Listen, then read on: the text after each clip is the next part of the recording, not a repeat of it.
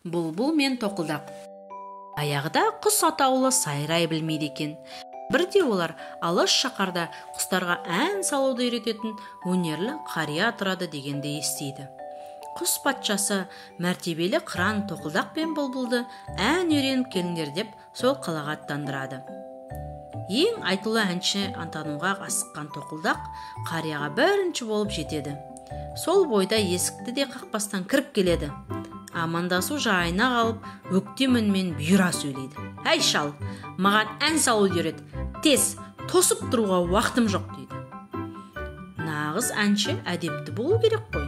Қария сондықтан оны әуелі әдептілікке баулуды жөн көреді. Сөйтіп тоқылдақты сыртқа шығарып, есік қағуды үйретеді. «Түсінікті, ән деген қиын емес екен ғой. Үйреніп алдым» деп тоқылдақ кері қарай ұша жөнеледі. Тезірек барып, мынадай өнерімен ормандағы аң құстарды таң қалдырмақ болады. Бұлбұл титімдей қанаттарын баяу қағып, қартқа кешірек жетеді. Есікті жайлап қағып, сәлемдесіп, ән салуды үйренгісі келетінін айтады. Қарияға кішкентай құс қатты ұнайды. Оған бір ықыласын салып, там алжытып ән салуды үйретеді. Содан бастап бұлбұл ең керемет әнші құс атаныпты. Ал тоқылдақ менен асқан әнші жоқ деп ойлайды екен. Онымен қоймай басқа құстарға: «Ей, тыңдаңдар, міне, бұлай салу керек әнді. Түк қиындығы жоқ.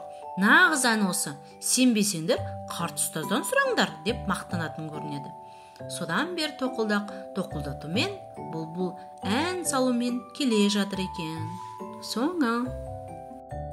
Балаларға арналған қазақша контентті қолдай кетіңіз.